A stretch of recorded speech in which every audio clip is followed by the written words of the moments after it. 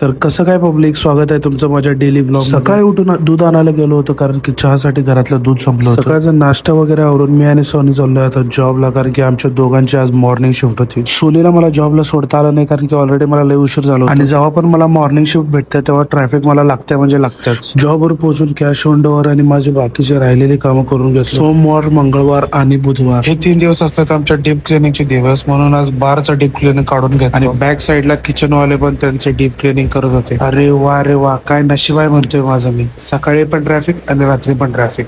अबे मेरी कुंडली पैदाशी खराब है, तेरे पढ़ने से ठीक नहीं हो जाएगी. फायनली पोहोचलो घरी आणि आज घरामध्ये आमरसचा बेत दिसत होता. घरात प्यायचं पाणी संपलं होतं, पहिला जाऊन पाणी आणलो. तर आज जेवणामध्ये पुरी, बटाट्याची भाजी, आमरस, वरण, भात, तूप, पापड. अरे वा भाई साहब.